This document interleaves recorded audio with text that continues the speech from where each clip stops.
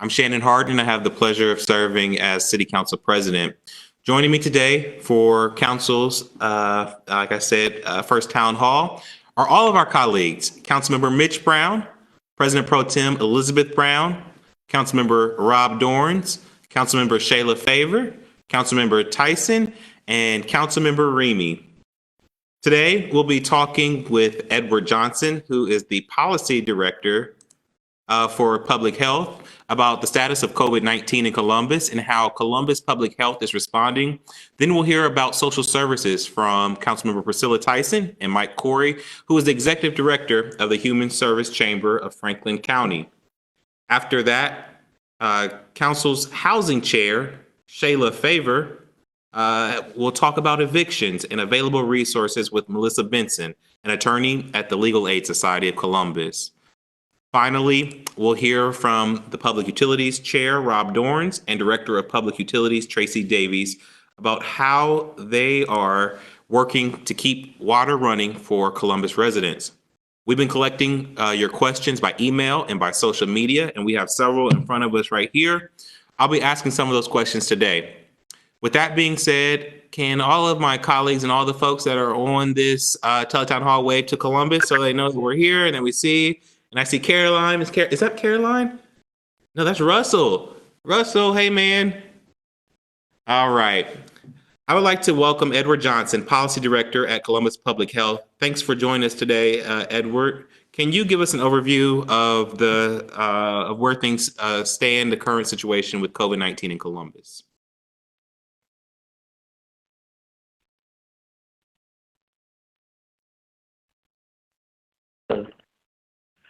Thanks for having me, Council President, and thank you to all of the members of Columbus City Council. On behalf of the Health Commissioner, Dr. Roberts, and our Board of Health, we're very happy to be here and send our best wishes to you and to all the residents of Columbus. Just to get started, because there is a very real human toll that comes from this pandemic, I am regrettably here to inform you we have had our second death, a 71-year-old male with underlying health conditions. And so we never want to forget that there are real human lives that are involved in all of this. But as a situational report, as of today, the cities of Columbus and Worthington have 228 confirmed cases of individuals with COVID-19. 14 of those cases require hospitalization. 28% of those cases are healthcare workers. And most presciently, I think, to underscore that this impacts everybody, 83% of our cases are individuals between the age of 20 and 59 years old. So when we talk about, yes, folks over 60 or over 65 are very much at risk, this disease affects everyone. Everyone gets it. So we have to protect our nurses, our doctors, medical assistants, and respiratory therapists by staying at home.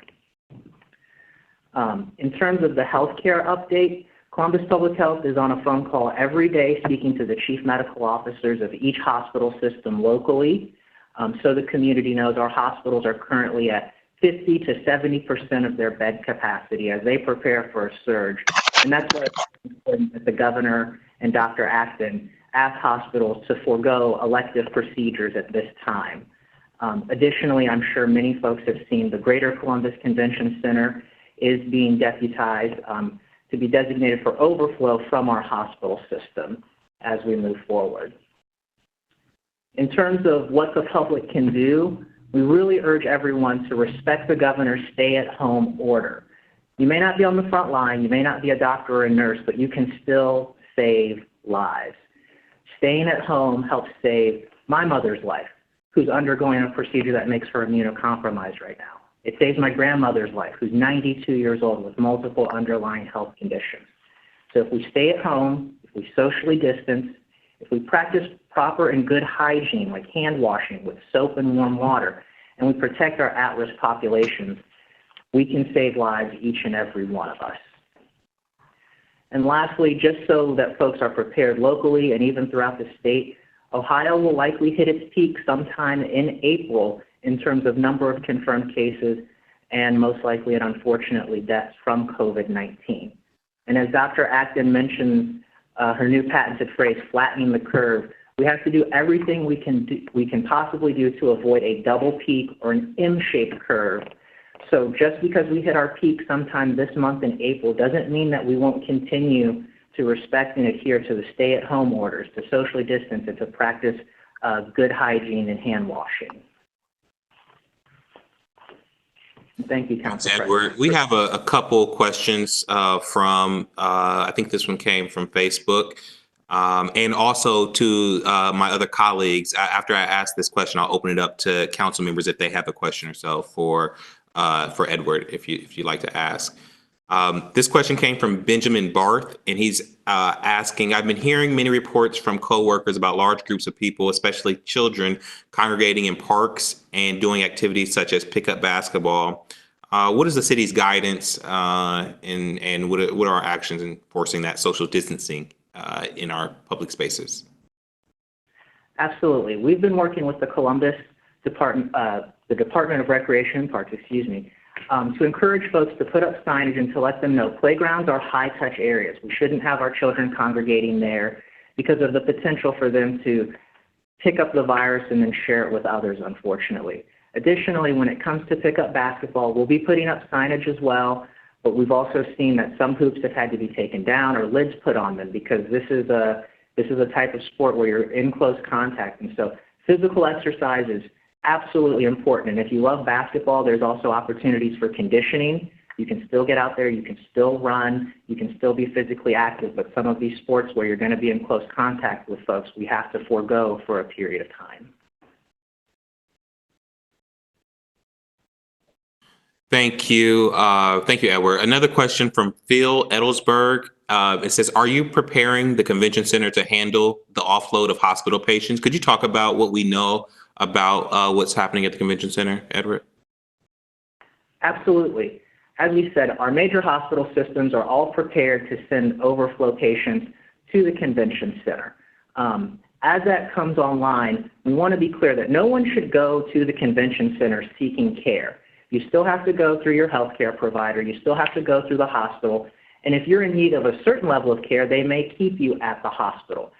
The only way that you would get to the convention center for care is by being referred to the convention center by one of our hospital systems.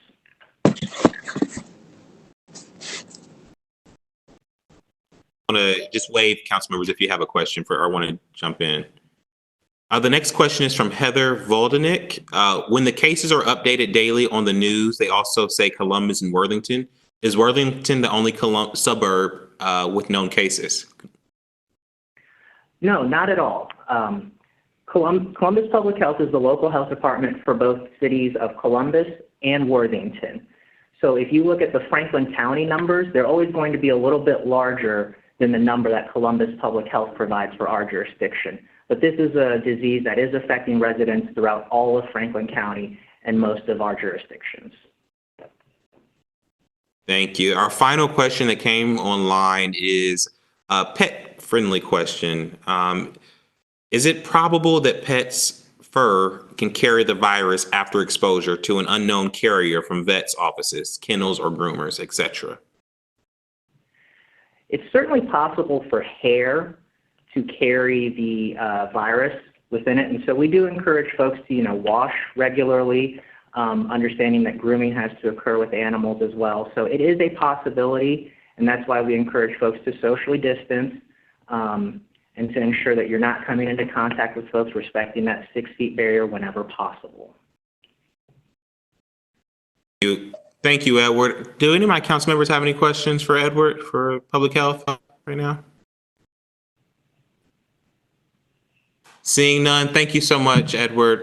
We really appreciate all the work that all of our health workers are doing right now. Please pass along council's appreciation to Dr. Roberts, her team, and really all those on the front lines that you guys are engaging with. You are keeping us safe.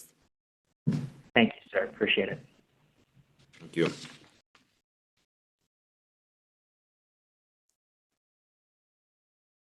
So as a quick reminder to everyone at home, and I do hope you're watching this from home, our public health officials have asked that we practice social distancing.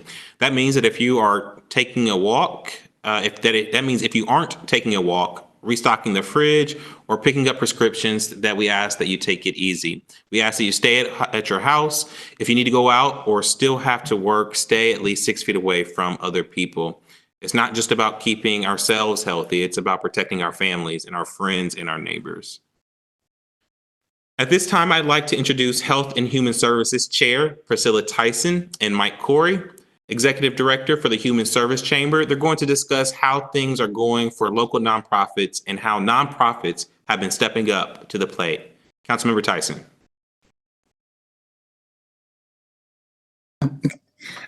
I want to thank everyone who is joining my colleagues and I today, Council President Harden, Council Members Favor and Dorrance for this town hall, but also Council Member Mitchell Brown, Elizabeth Brown, and Council Member Remy.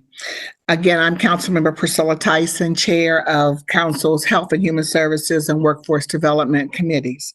I also want to acknowledge Michael Corey for doing such a tremendous job that he is doing supporting our human service organizations. And so thank you, Michael, for participating today. Our world has certainly changed in the last few weeks, and our nonprofit partners have been swift in adapting to this rapidly changing environment. Many have transitioned operations, allowing staff to work remotely while still remaining open to serve our Columbus residents.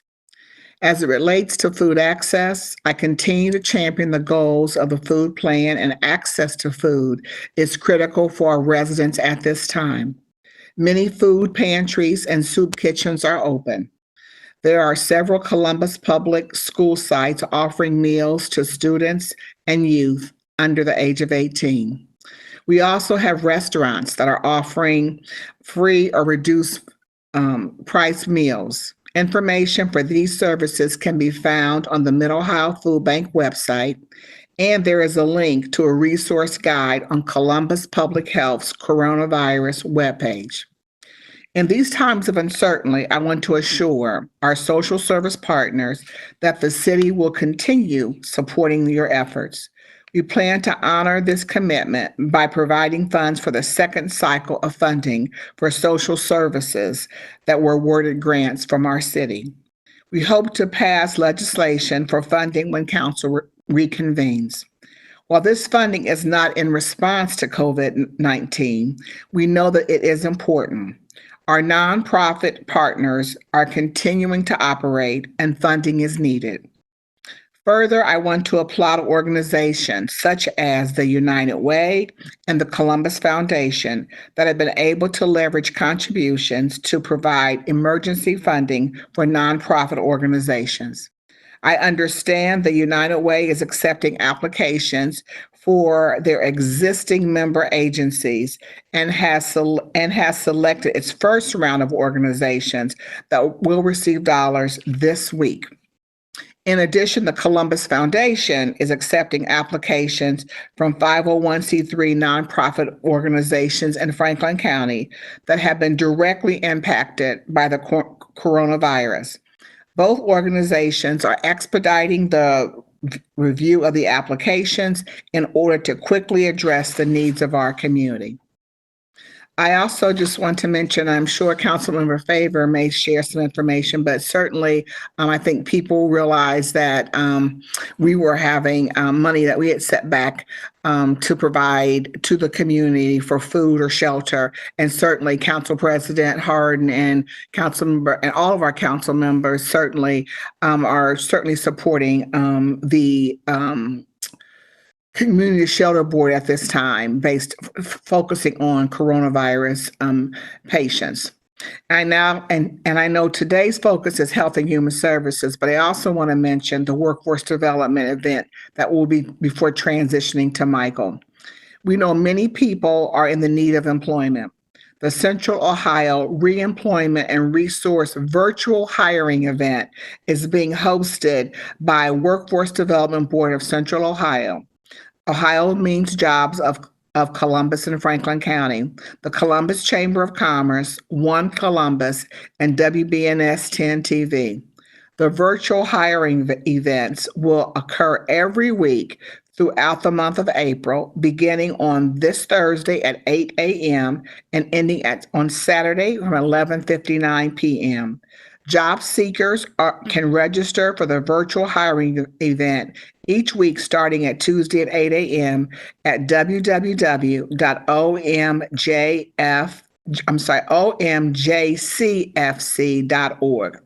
I hope this information has been helpful. If you have any questions about any of the resources that I mentioned during this town hall, please contact my office at 614-645-2932. Again, 614-645-2932. And with that, I will turn it over to Michael Corey, the Executive Director of the Human Service Chamber.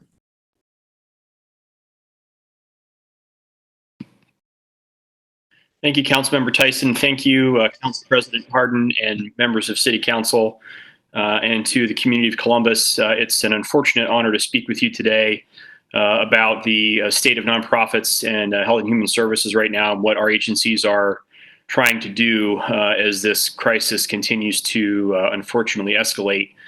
First, let me give you a little bit of background. Our organization is called the Human Service Chamber. We're essentially a chamber of commerce for 80 nonprofit organizations in Franklin County, in housing, healthcare, homelessness, education, childcare, immigration, workforce, reentry, a wide range of organizations. And all of them are being negatively affected by this crisis right now. But similarly, all of them are stepping up as best they can to provide the services they need to provide at this time of escalating need. Some of them are a little bit more urgently needed than others right now, given the state of things. And some of them have been preparing for this because of the work that they do. For example, all of our food-related organizations have been scaling up their work for the last several weeks in advance of this crisis becoming or finding itself on everyone's radar. Our homelessness organizations, our childcare organizations, our education organizations, our behavioral health organizations, all trying to innovate in real time with limited resources and a surging need. And I think that's the message I want to leave everyone with today. The need is surging right now. We know that the unemployment figures and applications have soared at exponential rates. And those folks are turning to our organizations for help, in addition to government organizations and others. And they're turning to organizations for food, for help finding work, for healthcare, for behavioral health and physical health alike, for transportation and other things. And it's a lot of steep challenges, and our agencies are doing all they can to meet those needs. Let me tell you about a few things in particular where agencies are stepping up. The Mid-Ohio Food Bank and Life Care Alliance and Children's Hunger Alliance are all working hard with partners across sectors to deliver food and make sure food is delivered in a safe and responsible way, either with or without volunteers. And there are lots of volunteer opportunities available in that space alone. Our education organizations and behavioral health organizations, among others, have turned online to provide their services. That creates unique challenges and unfortunately underscores a lot of the inequities that still exist and do exist and have long existed in trying to deliver those services. But our folks are working hard, whether it's through a simple phone call or through web-based video conferences like this, trying to make sure they're connected with their clients and people that need help right now. Our mental health organizations in particular are trying to be responsive to the need. And a lot of times, just like our food pantries, are seeing clients that they haven't seen before, because this is a stressful time, and it's okay to say this is a stressful time and I need help. Our agencies are trying to step up and meet that need too. Our homeless shelters are working very hard to deal with a crisis that is unfortunately not well suited for the way that we house homeless people. We need to make sure that there's separation. That's a challenge with a disease like this. And with the Community Shelter Board and a lot of our agencies working very, very diligently, they have found ways in which trying to address this and get ready for the surge that we know is coming a few weeks from now in our community. Let me tell you as well what we're doing to try and support our organizations. We're trying to create as many avenues for dollars to come into our sector as we can at the federal level and with our philanthropic partners locally and across the state. We've got great support from the Columbus Foundation, United Way, and we're going to keep working on our congressional electeds to get more federal dollars specifically for the health and human services sector. I apologize if you can hear my 5-month-old making some noise in the background. we are also working very hard to connect our members with one another and create avenues of communication and advocacy and collaboration in a unique way. And one example of that is through jobs. A lot of our organizations, just like in the for-profit community, have had to lay off workers of late and furlough workers of late, but a lot of them are hiring right now too. So over the weekend, we worked with our partners at the Wonder Jam to create a jobs board.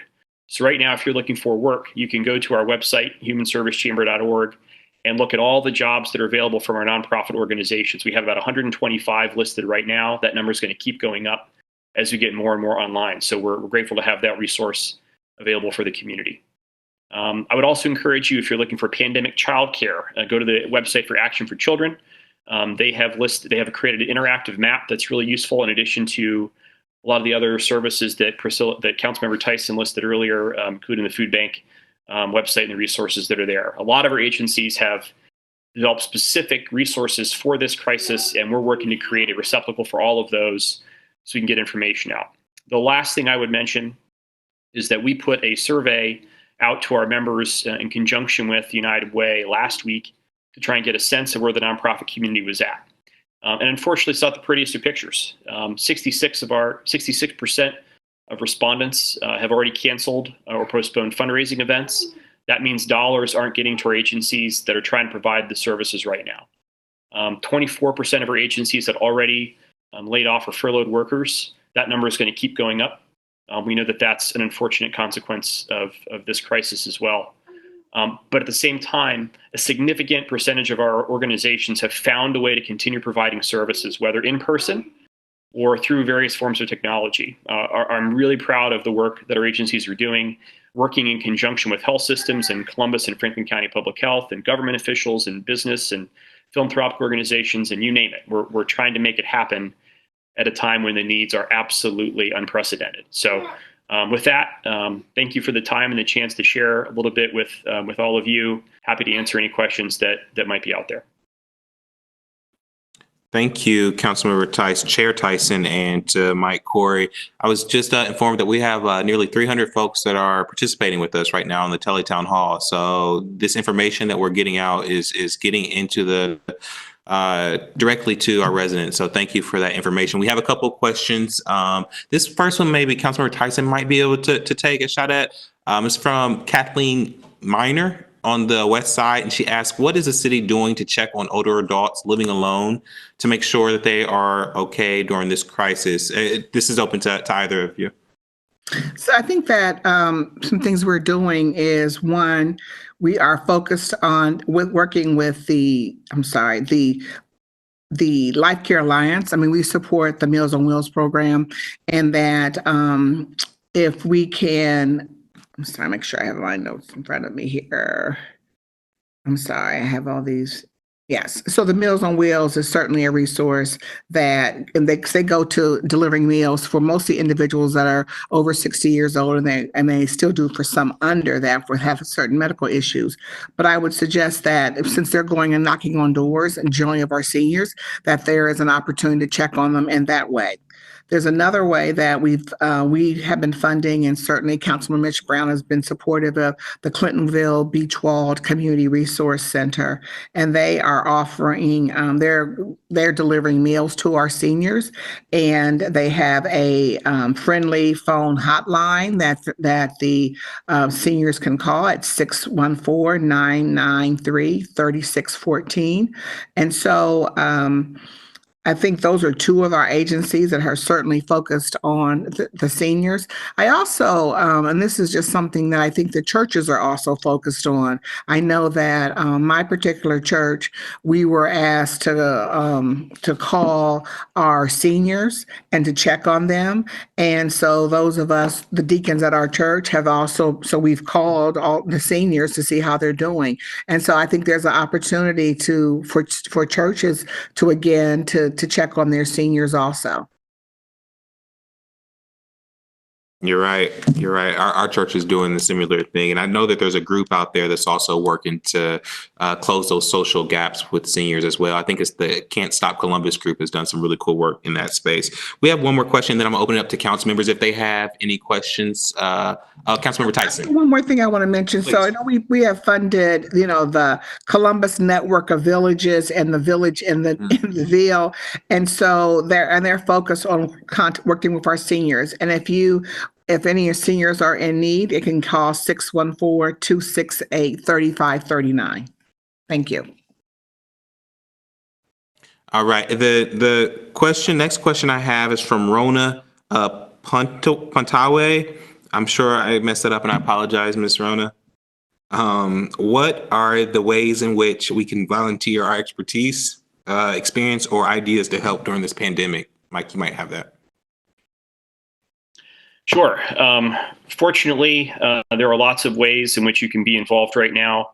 Unfortunately, one of the first programs that a lot of agencies had to cut were actually their volunteer programs because of the nature of this disease. It's very difficult to provide volunteer services in person given the nature of this disease, but there are still a lot of ways to be involved.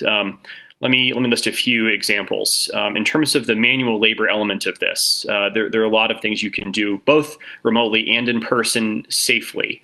Life Care Alliance, Mid-Ohio Food Bank are both still engaging with volunteers. I would suggest going to givebesa.org. That's givebesa.org. There are a number of volunteer opportunities there, and they're being very thoughtful about how they're approaching all of the safety measures to make sure everyone is protected, of course, to provide a range of services, both serving meals, packing boxes of food, delivering things. There's lots and lots of ways to be engaged in that regard. Another tool is called the Point app. It's both a website and an app on your phone, and that has a number of volunteer opportunities as well across the nonprofit sector. And third, the United Way has a tool called Volunteer United on their website that has a number of volunteer opportunities as well. If you're in the IT space, there is a group that you mentioned, Council President Hardin, called Can't Stop Columbus. I think that's up to well over 500 volunteers from across sectors in the community, and they're tackling a range of projects to assist nonprofits and other organizations with a range of immediate needs. In fact, we're working with them on a couple of projects as well. So if you're in that, if you have that kind of skill set, you can be involved there. The other thing I would say is that everyone right now can do a couple of things. One of them is to stay safe. We need people to stay healthy. That means staying home. That's a way of volunteering and contributing right now. That is absolutely elemental to everyone's health because there are a lot of folks out there that have to be out there on the ground providing services, whether they're in the hospitals, whether they're in sanitation, whether they're doing a number of other tasks, whether they're social workers or caseworkers. They have to be out there. The best thing we can do for them is stay healthy as much as we possibly can. The other piece is philanthropic. And I hate to hammer away at the dollar component of this, but the federal stimulus that just came out in the past couple of days didn't include any money specifically for nonprofit organizations. We hope that that's going to change with the next stimulus package that comes from the feds.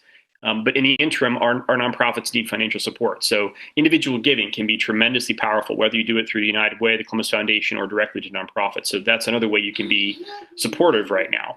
And if you have critical skills that you think you can apply, if you're an attorney, if you're in insurance, if you're a programmer, whatever the case may be, there are lots of ways you can be engaged. And sometimes it just takes reaching out to nonprofits and asking, how can I be of help? Now, I'm not suggesting everyone should call and say, just give me something to do. Not every nonprofit has the capacity to navigate 100 volunteers that just show up and want to be of assistance right now. But follow the social media feeds of the nonprofits that you care about, of the issues that you care about, and get a sense of how you can be of value. And then you'll find a way to be of support at this really critical time. Thank you, Councilmember Tyson, and thank you, Mike Corey, for all your work that you're doing. Next, we're going to hear from Councilmember Favor and Melissa Benson from Legal Aid Society about all the latest in housing news and all the work that they've been doing. However, I first want to throw a quick plug in for our census. An accurate count helps inform how hundreds of billions of dollars will be distributed each year for critical services like health clinics, schools, public transit, and a ton of other projects. I got my invitation to participate in the mail the other day. Ben and I are going to get on the computer tomorrow. We have some time set aside tomorrow evening where we will do our 2020 census together. We're going to go to 2020census.gov. Takes 5 to 10 minutes. We need everybody in Columbus to do it so that we are all counted. We have the resources to recover once we come out of the COVID era. So now let's talk about how Columbus is helping families stay in their homes. I would like to introduce our housing chair, who's doing a fabulous job and a lot of work right now, Councilmember Shayla Favor and Melissa Benson of Legal Aid Society of Columbus, who are leading the charge to help stabilize our families. Councilmember Favor. Thank you, Council President Hardin, and good afternoon to my council members, to the individuals and professionals who have joined us on this call, as well as to the residents of Columbus. What we know is that evictions, they have long-term negative impacts on families. This is a major problem in our community prior to COVID-19, and we know that it will be exacerbated by this pandemic once it is all said and done. And so with that being said, we understand that our residents would like to see that us at council enact some type of eviction moratorium where evictions and rents and mortgages would be stayed altogether. This is something that I've been personally advocating for since the onset of the pandemic. Unfortunately, the law is clear here. And I wanted to take just a point of privilege just to expand upon this because I see the messages and the request. Your council members absolutely hear you here. But unfortunately, this is something that we legally cannot do. We have an official opinion from our city attorney's office that indicates that a filing moratorium is not allowed. So what does that mean? If you have failed to pay your rent or you violated any type of provision in your rental contract, your landlord may file an eviction against you. A notice of that eviction will be sent to you, but as of March 16th, all eviction hearings will be stayed for at least the next 8 weeks. So there's a difference between an eviction filing and an eviction hearing. So we are still awaiting possible intervention from the state of Ohio. I'm very hopeful that something could turn around, but at this time, a complete eviction moratorium or a rent freeze is not something that we at City Council can legally do. So once again, the Franklin County Municipal Court will not hold any eviction hearings until at least May 11th at this time. While all eviction hearings are suspended, you still have an obligation to pay your rent as normal. If you are unable to keep up with your rent payments, you should talk to your landlord and attempt to reach an agreement in writing. I've heard from a lot of landlords as of lately, including the Columbus Apartment Association, that they are willing to work with tenants. Many of them are entering to what's known as forbearance agreements, coming up with creative ways to assist our residents during this unprecedented time. I urge all of our residents in the city of Columbus to work directly with their landlords to understand what all of your options are. I also wanted to take a moment to highlight some additional work that we're doing in the Housing Committee. Recognizing the need to identify gaps and areas of opportunity to support our residents during COVID-19. I have convened a weekly conference call with all of our housing partners, including the YWCA, United Way, National Church Residents, just to name a few. Based on that weekly conversation, I am compiling a list of resources that our residents and our tenants can access. We're putting that in a Google Doc that anyone could access because we understand that there will be residents that have never had the occasion or the opportunity to interact with the housing market in this capacity before. So whether you've ever faced an eviction or you ever been to the courthouse or you have faced a financial difficulty, we understand that there'll just be some new people that will be facing some new situations. And so we want to make sure that all of our residents and our landlords are armed with the proper resources to help everyone navigate this tumultuous time. And so with that, we've got a lot of updates to provide you with, but I'm sure there'll be some interesting questions that I will be able to answer some of those questions. And so at this point, it's my pleasure to introduce Melissa Benson. She is an amazing attorney with the Legal Aid Society of Columbus. And I must say that the work that the Legal Aid Society does, it runs the gamut, but during this time with the pandemic, they have been a wonderful partner, a great resource, and a trusted advisor for residents as they try to navigate the legal process. So Melissa, the floor is yours. Thank you, Shayla, and Council President Hardin, thank you for inviting the Legal Aid Society of Columbus to be a part of this teletown hall today. I appreciate it greatly, as do my colleagues. I did want to echo a few of the things that Shayla had spoken about today, particularly with respect to the eviction moratorium that the Franklin County Municipal Court enacted. I wanted to commend the court, its judges, magistrates, the clerk's office. They acted very quickly to enact this moratorium. We were one of the first courts in the state to have this happen, and their proactive measures have definitely helped to protect the safety of Columbus residents. Beyond that, COVID-19 has thrown a lot into up in the air for many people, particularly those who are having difficulty working because of businesses that have been shut down, because of children who are out of school and they need to stay home with them, and particularly communities and individuals who are already on the edge of facing an eviction are struggling and are frightened now. As Councilmember Favors said, if a landlord does file an eviction case today, the court does have to accept that filing under current laws and regulations, but the court will not be scheduling those hearings until at least May 11th. At that time, they will also only be scheduling 100 hearings a day in an effort to limit the number of individuals who are in the courtroom at any given time. For anyone who had a pending eviction case that got canceled starting last week, they will receive a new notice in the mail from the court, and I do urge people to update their address with the court if they have moved, so that the court knows that. The Legal Aid Society of Columbus is still assisting individuals in housing and in every other area that we generally help with. We are no longer taking walk-ins due to COVID-19, but anyone who needs our assistance can contact us and complete an application by telephone at 614-241-2001. And we have also expanded a lot of the work that we are doing in various legal areas to help to address people's questions and concerns about COVID-19. The other thing that we are seeing tenants struggling with is trying to move into new places and having landlords who are concerned about meeting with them in person, and the industry in general trying to figure out ways to adjust to safe practices for COVID-19.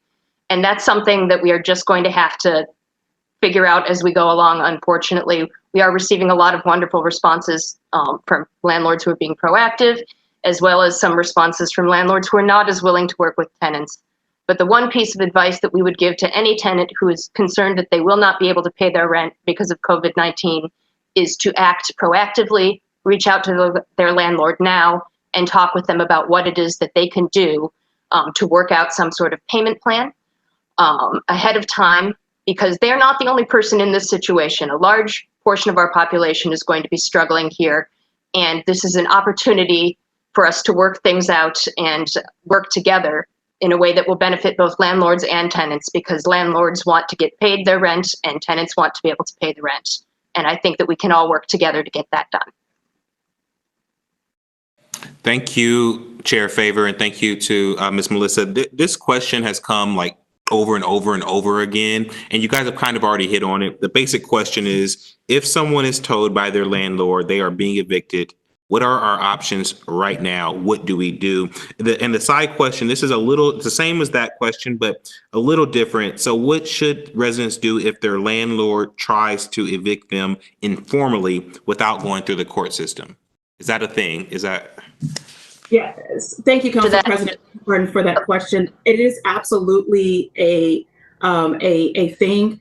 And let me just underscore what Ms. Benson stated earlier, that if you were currently already facing an eviction, you had received some documents from court and you have not received anything in the mail, you can absolutely go to the website to see if your court date has been updated already.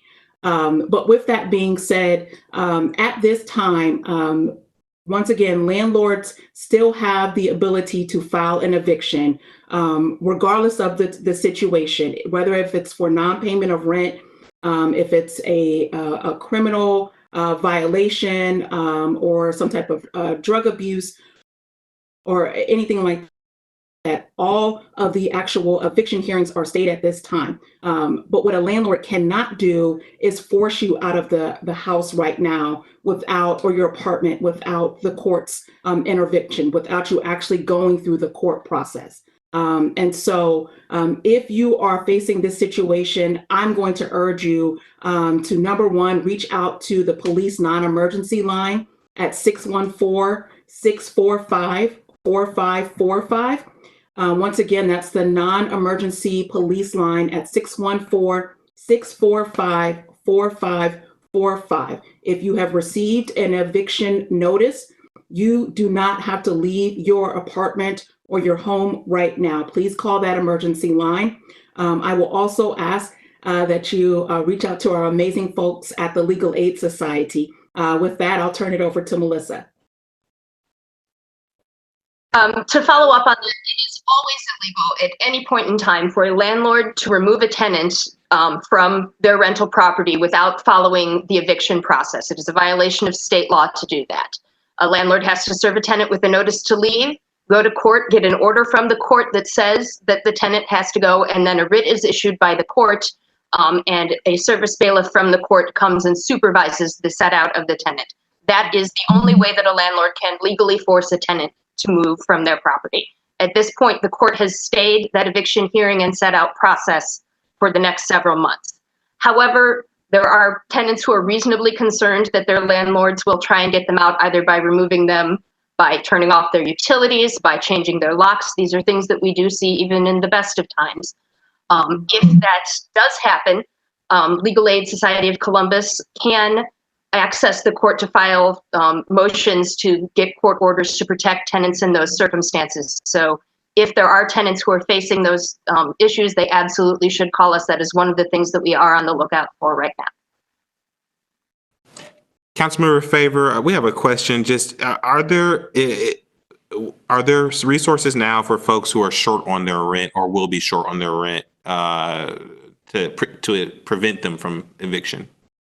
Absolutely. And I've got a whole host of resources for our residents. So if I'm looking up, I don't want to misspeak. I want to make sure I give all this information to everyone. So one great resource is the Franklin County JFS Emergency Assistance, also known as PRC funding.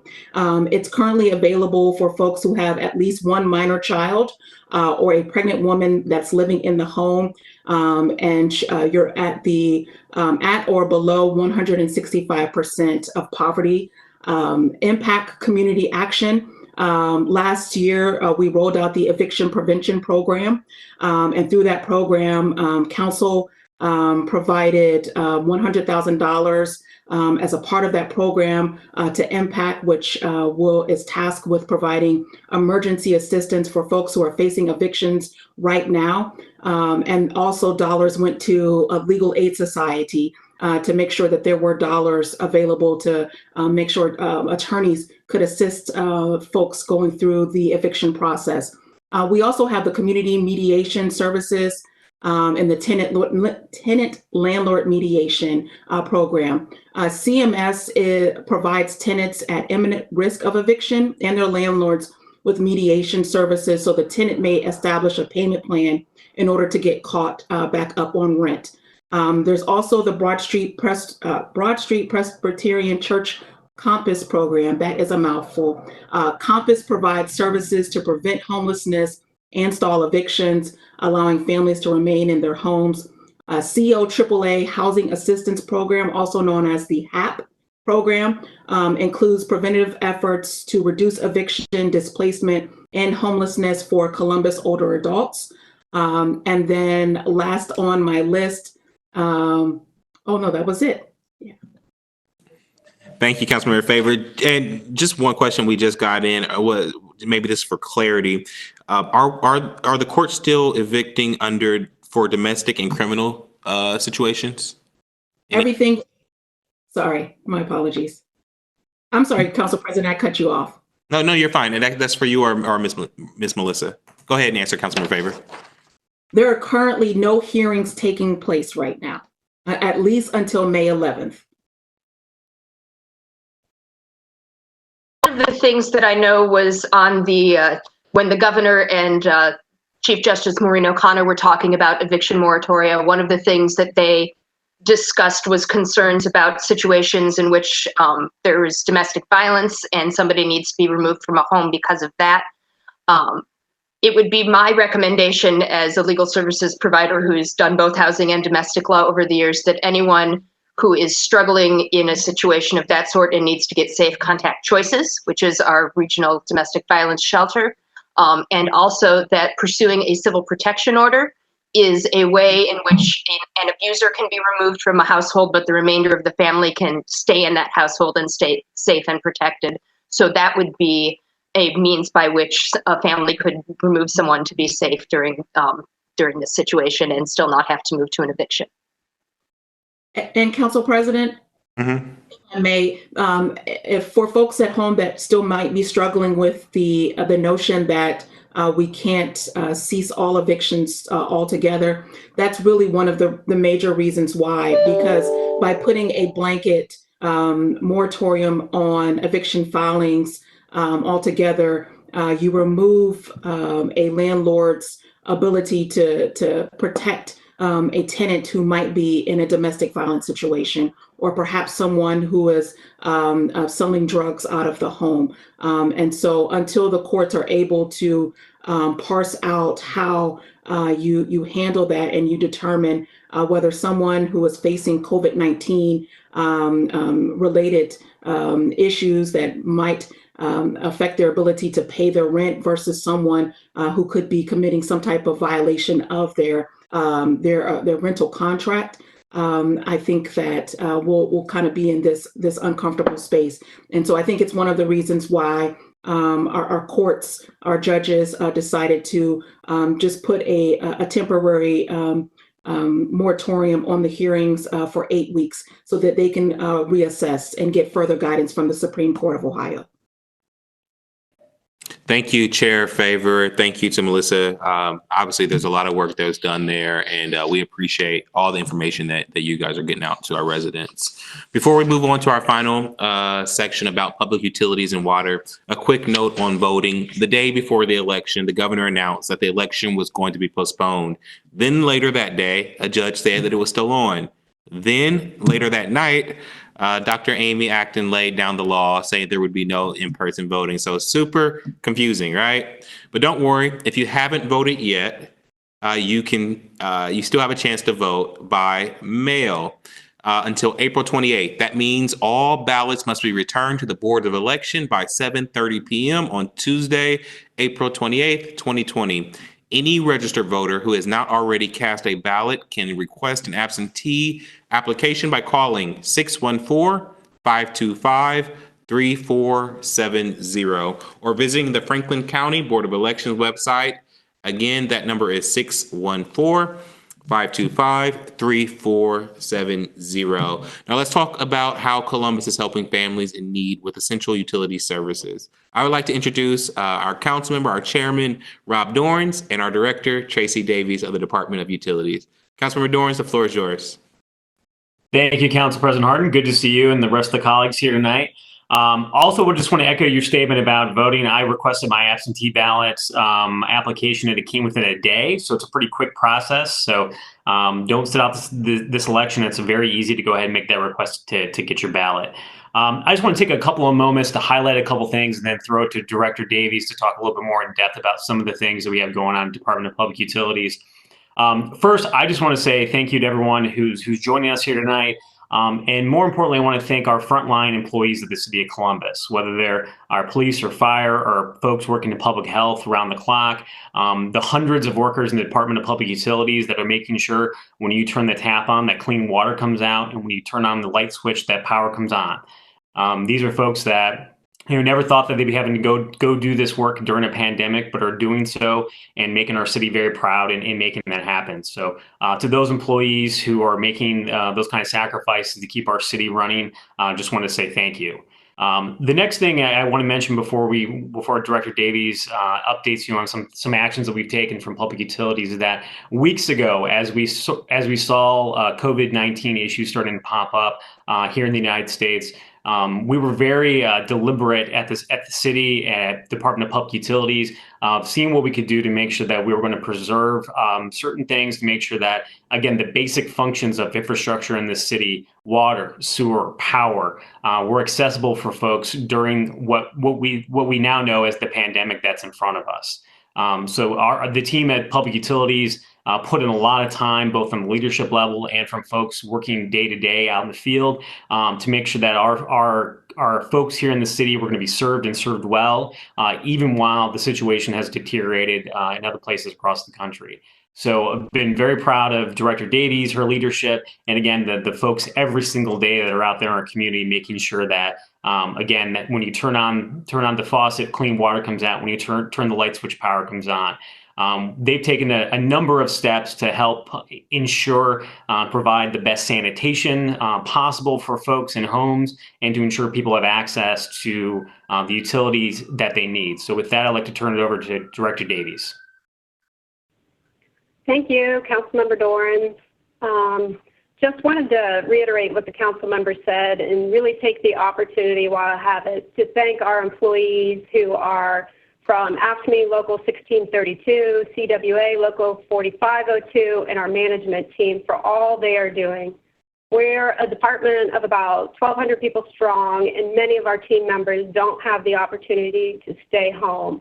So these are our people who are at our water plants, our wastewater treatment plants. They're keeping the power on. There are utility line locators, our inspectors, our sewer maintenance workers, our water distribution workers, our fiscal staff who's paying our bills and processing our claims, our safety team, our call center and billing staff, and that's just to name a few people. So I just wanted to take a quick opportunity to say thank you to all those folks for continuing to come into work every day.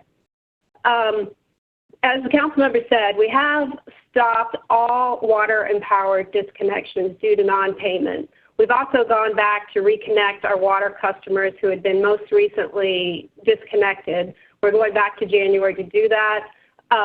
So if people have specific concerns, they're welcome to call into our call center at 614-645-8276. I do want to reiterate that we do have a low-income discount and a senior discount that is online, and people can get that information. We are going to continue to send bills out during this time period, but again, just reiterate, we are not going to disconnect anyone's utility service for non-payment. I also want to let everybody know their drinking water is safe. I know there is a run on bottled water, but we are doing everything to ensure that your drinking water will continue to be safe.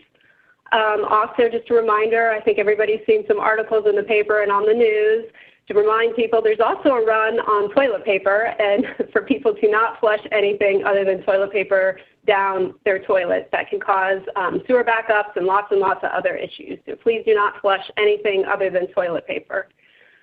We're also continuing to operate our department on a day-to-day basis. We have staff members in every day. We have made operational changes so that we can have minimal staffing on hand so that we can spread out our shifts. Our customer service center, we've had to change our call hours so that we can have the least amount of people as possible in the call center. We have about 10 people per day taking calls, so call times are longer. We are open from 8:30 a.m. to 1:30 p.m. Monday through Friday, and the number again is 614-645-8276. You can also email the team. The information's on the website, but it's utilityleadrep@columbus.gov. No need to call if you're worried about disconnection. Again, I know I keep saying it, but we are not going to disconnect your utility services. So if you have other needs or concerns, please feel free to call. If you have an emergency situation, we do have 24/7 numbers located on our website.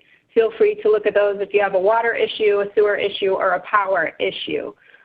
Again, our staff is out there working every day. It might take us a little bit longer to get to all of our water leaks to fix them, but we're here on a daily basis. We have the ability to bring staff in if an emergency arises and get all hands on deck if needed. But again, we're trying to space out our shifting so that we have the least amount of people possible in at work at one time. And I want to thank the council members and President Hardin for the opportunity to participate today, and I'm happy to answer any questions. Thank you, Chair, and thank you, Director. The one question that we have is specific to any programs that the department may have to assist financially strapped lower income residents and seniors, specifically seniors. Is there? Yes, thanks, Council President. We do have a 20% discount on our water and sewer usage charges.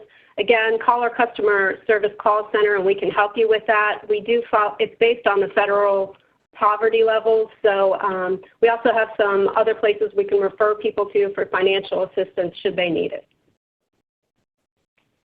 And those discount programs are in place year-round, so folks that should be able to access those, even not in times in which we're dealing with the COVID-19 situation. One of the things I know the department, a lot of other folks have wanted to focus on is getting more seniors and low-income folks that are eligible for those discount programs to apply. And we've done a number of things over the years to try and advertise those, but this is a good as time as any in order to make sure that folks are not leaving any kind of money on the table that they would otherwise be able to have by getting access to those discount programs. Thank you, Chair Dorrance. With that, we don't have any more questions that are coming in. I'd like to open it up to any of my colleagues if they'd like to have any closing comments, either presenters or council members. Councilmember Favor, we'll start with Councilmember Favor.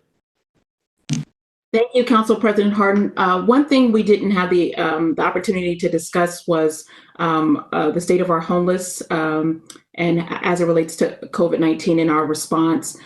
So just wanted to relay the message that the Community Shelter Board, the YMCA, YWCA, and other partners are working hard to ensure that our families and individuals are housing insecure are staying in shelter at this time. And so generally around this time, the seasonal overflow will end. Our shelters will remain open until this pandemic is over. The YMCA downtown has opened its location and extended it for even more overflow capacity. The shelter has opened at Dodge Recreation Center to also encourage social distancing. We're continuing to explore different options creatively to provide some type of hand washing stations and for folks who are transient and may not elect to go to a shelter right away. And our shelters are also hiring individuals who are looking to work as staff there. And so we are actively working to fight every day to protect our most vulnerable residents, which also includes folks who are experiencing homelessness at this time. Thank you. Thank you, Councilmember Favor. Councilmember Remy, do you have any comments? Get me off of mute. Sorry. Councilmember, you muted yourself. Oh, I muted. There we go. So I didn't have mute on this whole time. Good thing I wasn't singing or something. literally, I just want to say thank you, especially to those that are out on the front lines, doing the hard work every single day. We know that, every time I walk into a grocery store, or those people that are really essential workers, they're putting themselves at risk. And we know that for the rest of us, we're very appreciative that they're there. Same with our city workers. Director Davies talked about so many of them that are working out in the real world every day. And we know that they take a risk every time they do that. So thank you. Thank you for putting this together today. I'm really excited to see as many people as we did get on, and help look forward to the future ones to come. So thank you so much. All right, I'm gonna go to Councilmember Tyson and to President Pro Tem. Tyson first, and then we'll go with President Pro Tem. I too just want to say thank you to all the residents that have tuned in this afternoon to gather more information that will hopefully help them as they navigate these difficult times that we're in right now.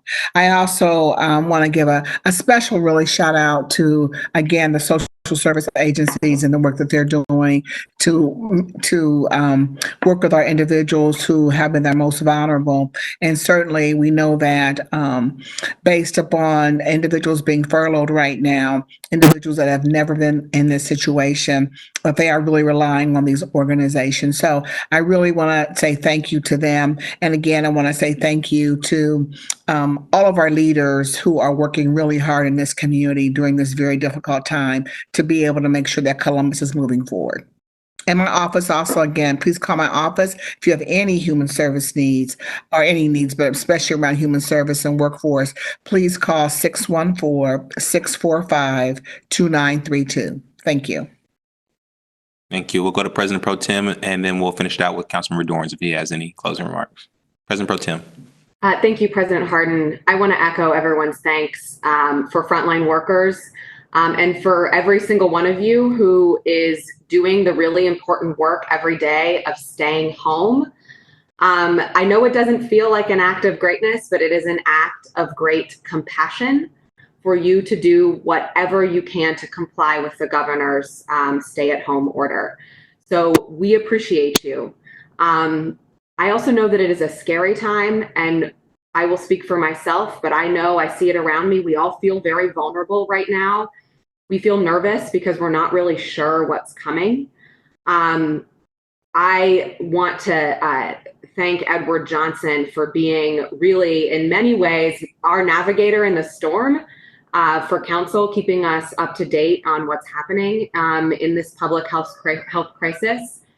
But one thing I've grappled with is no matter how much information we have, it is a very vulnerable time. So I would ask ourselves and anyone who's tuned in to remember that as vulnerable as you feel, there are so many people much more vulnerable in this moment. If you have the ability or the capacity, please check in on your folks, right? Check in on the people in your life whom you love and cannot see right now. Check in on people whom you don't know, who live down your block. I have had a really inspirational journey through the Columbus Dispatch series on the helpers. And one that sticks with me is a couple kids, I think 11, 12-year-old, went down the street and held a porch concert. They had a cello and I believe a violin. They held a porch concert for their elderly neighbor. She sat there 6 to 8 feet away from them, and think about the joy that she will experience from those 30 minutes of their time for days to come. So I just want to, my parting words are that a plea really for each of us to think about who in our lives or who down our street can we improve, their experience in this very vulnerable time. Thank you again for tuning in with us, and thank you to my colleagues for all being there in every way we can throughout this crisis. Thanks, President Harden. Thank you, Councilmember. Councilmember Dorn. Thanks, Council President Harden and President Pro Tem Brown for that great message. I just wanted to mention one last thing. I think we've all heard Governor DeWine and Dr. Amy Akin talk about flattening the curve, and that has largely to do with staying home. And I know we all like to, go for that daily walk around the block or take the dog for a walk or whatever you can to alleviate a little bit of the stir craziness that we have. If you follow me on social media, I'm a runner. I'm not a very quick one, but I do my best. I just want to say when you're out there doing those activities, whether it's to go for a run, walk, or bike, please maintain that 6 feet social distance. You can think that you just not doing or moving it when someone's coming through doesn't make that big of a difference. But I can tell you this last weekend when I was out in the bike trail, we had some nice weather and there's a lot of people out there, and most folks were doing a wonderful job of keeping that distance to make sure that everyone was staying healthy. A couple of folks were not doing such a great job. And, it was interesting to see folks on the bike path all sort of acknowledge that and sort of make a comment to that person to try and do a little bit better. So please, when you're out there outdoors, maintain that social distance so that hopefully we all can get through this sooner than later. Thanks. Thank you, Councilmember Dorrance. We have our final council member. His picture wasn't up there, but he has been here this entire time. And so I couldn't see him waving to give his final remark. With that, our council member, our chair of public safety, Councilmember Mitch Brown. Thank you, Council President Hardin. I think all of my colleagues and all of our colleagues have expressed all the things that are really important, and certainly to say thank you for all those who are on the front lines, and certainly, of course, our first responders, our police officers, our firefighters, our nurses, and our doctors. But I'd like to say one thing in regards to what President Pro Tem mentioned. Reach out and call someone, a senior citizen, whether you know them, whether you don't know them, and make sure you make that contact because, again, as Councilmember Dorrance just said, some of us are indoors and get a little stir crazy. A phone call goes a long, long way just to check on someone. And I think that has great importance as we work together to get through this crisis. And we will get through this crisis because we have good leadership and you, Council President, and certainly in our mayor and in our governor. And that's been displayed. And I think that is very, very significant for all of us to appreciate. So on behalf of myself, a senior citizen, I appreciate all the hard work that everyone is contributing. So thank you. Thank you, Council Member. And thank you to all of my colleagues. I think that this was a good service to our community. And so I'm excited to announce that we'll be back next week, April 7th at 4 p.m. The colleagues that we didn't hear from presenting will be presenting next week. Councilmember Remy, Councilmember Mitch Brown, President Pro Tem Elizabeth Brown will all be presenting. We'll all be back here at 4 p.m. for a teletown hall. And so we're really excited. We hope that this was of value. I want to remind everyone that you can find a huge list of resources at columbus.gov/COVID-19 resources. Which is a one-stop shop for resources that have been compiled by the city. And in conclusion, I just want to thank everyone for the kindness and grace that our community has exhibited over the past month. If we are able to maintain a silver lining of a sliver of compassion that our city has demonstrated during this crisis, Columbus will be a kinder and a more inclusive community afterwards. And so just echoing everybody's sentiments that we're all in this together. We're all working to flatten the curve and get on the other side of this. Thank you, Columbus. Thank you for participating. We'll be getting, this will be up on YouTube again so that folks can get this information. Thank you, council members. Thank you, Columbus. Thank you, directors.